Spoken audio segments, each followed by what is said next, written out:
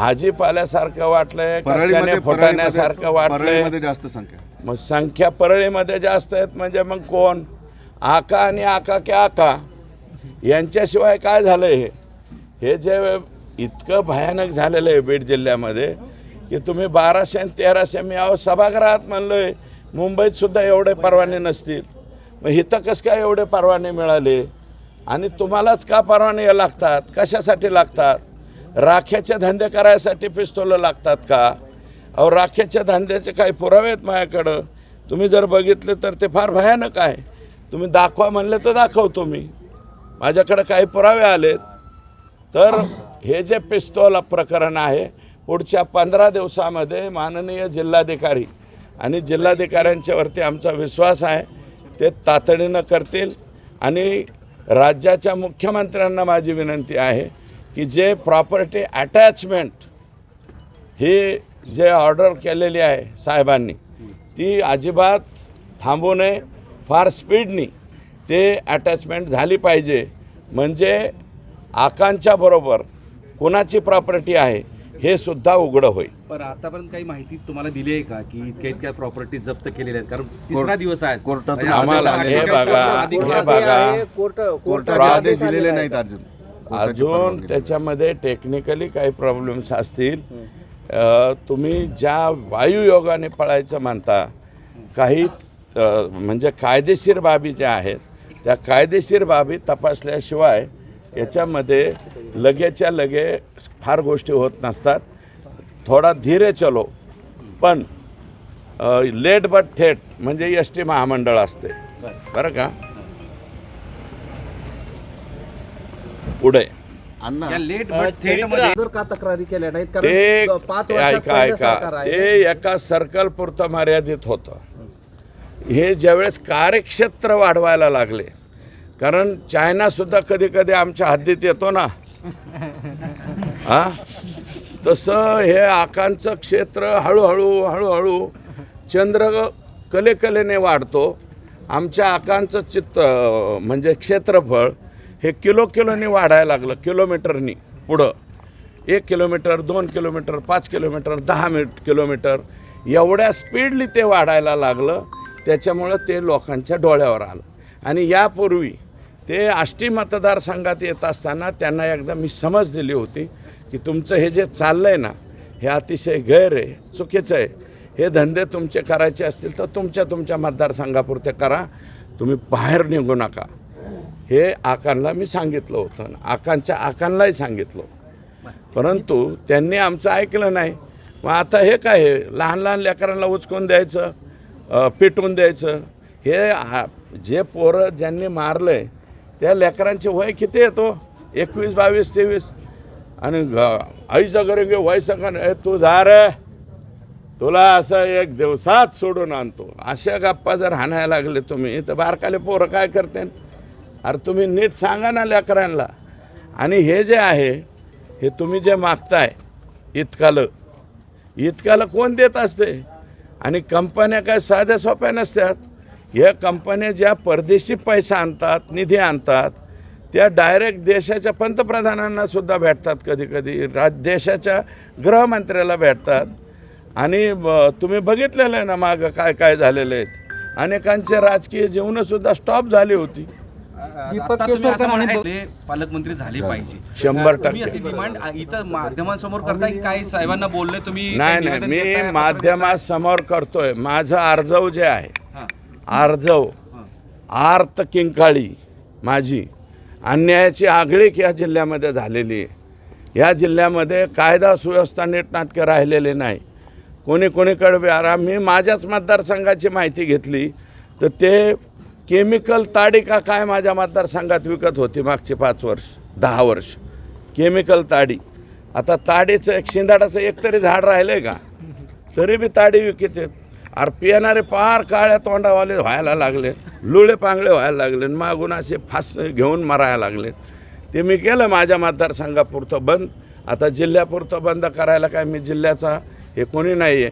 बाकीकडच्यांनी बंद करावा. माझ्या इथल्या हातभाट्या बंद केल्या, 2 नंबरचे धंदे बंद केले, DJ बंद केले बरं का.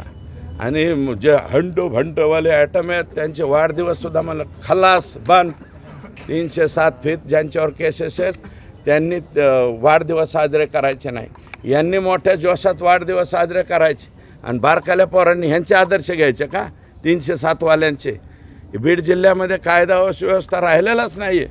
म्हणून एक स्पेशल केस म्हणून मी आर्जव म्हणतोय, आर्जव आर्त किंकाळी किंवा भीक मागतो म्हणा, झोळी पसरून त्यांच्या पुढं भीक मागतो की आमच्या जिल्ह्याचे पालकमंत्री तुम्हीच व्हा, नका देऊ दुसरीकडं.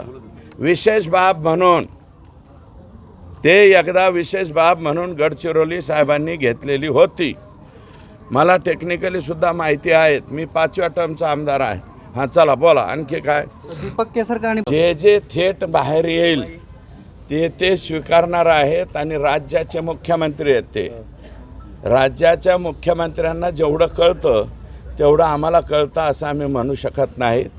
का राज्याच्या मुख्यमंत्र्यांनी प्रॉपर्टीचा अटॅचमेंट चा निर्णय घेतला आहे? कारण ही प्रॉपर्टी ही लाखात नाही आहे, हजारात नाही आहे, ही क्रोअरमध्ये आहे, कोट्यवधी रुपयामध्ये त्या ठिकाणी ही प्रॉपर्टी आहे असं मला वाटतं. मी स्वतःच दाखवलेल्या प्रॉपर्टी आहेत. सिमरी, पारगाव, हे इथलं रसाळ म्हणून लोक होते, इथं मांजरसुंब्याला, ते दिघोळ जे तिथं आहे. आणि एक 3-4 अकाउंट आहेत. ते अकाउंट मी सांगतो संध्याकाळपर्यंत किंवा उद्या सकाळपर्यंत. 3-4-5 अकाउंटवरूनच सगळे पैसे दर महिन्याचं ट्रान्झॅक्शन हे झालेलं आहे. कोणाकोणाला झालेलं आहे, काय काय झालेलं आहे. ह्यातले कोण कोण लोक आहेत जे सतत पगारदार नोकर आहेत का काय आहेत का कोणत्या वेगळ्या प्रकाराला हे पैसे जात होते आणि ते अकाउंटवरून गेलेले आहेत.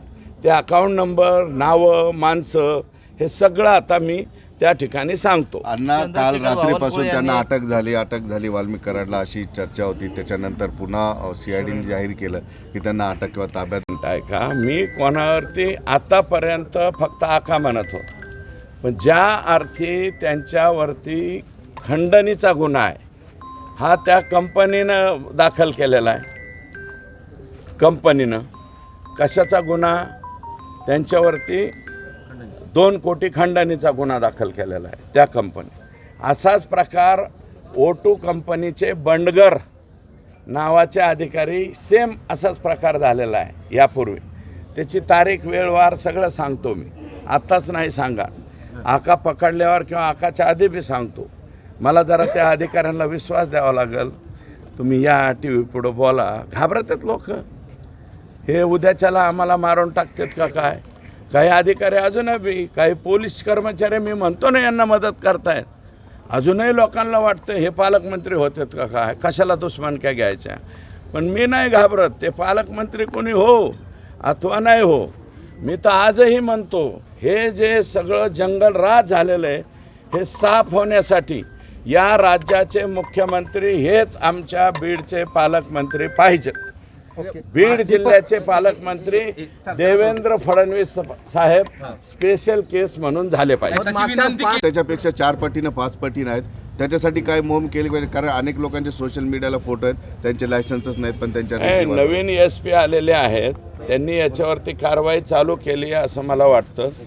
जे जे लोक हे असे मीडियावरती असे ठॉय असे या असले जे फोटो काढतायत ज्यांच्यावरती 307 किंवा दखलपात्र गुन्हे आहेत, अशा दखलपात्र गुन्ह्यावरती त्यांनी कारवाई चालू केली.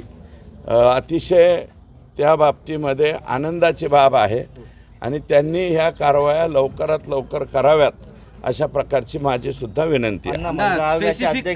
बबनराव तायवाडे आणि दीपक केसरकर दोघे मिळून असं बोलले. मला नाही उत्तर द्यायचं. चला ह्याच्यात कुठं OBC काय आणला माणूस गेलं कोणतं? अरे बाबा OBCचं जरी गेलं असतं तरी आम्ही असंच बोललो असतो. इतक्याच पोटतिडकीने आम्ही हा प्रश्न मांडला. कुणाला पटतंय? कोणत्या OBCला पटतंय का? काय दीपक केसरकर, तायवाडे साहेब कुठले तायवाडे? तिथं लय मोठा झेंडा लावलेला आहे. हला हां करण्यात आलेली आहे. कृपया तो विषय संपलेला आहे. जर आपण तो विषय बोलणार असाल तर मग नाही, नाही, अण्णा, माझी विनंती कृपया हे बघा, जे काही झालेलं आहे त्याला मी सामोरं जायला तयार आहे आणि मला वाटतं माझी बाजू अनेकांनी त्या ठिकाणी मांडलेले. कृपया संतोष देशमुख आणि बीड जिल्ह्यामधलं हे झालेलं जंगलराज, संतोष देशमुखचा झालेला अतिभयानक खून, याचा फोकस कृपया दुसरीकडे डायव्हर्ट करू नका.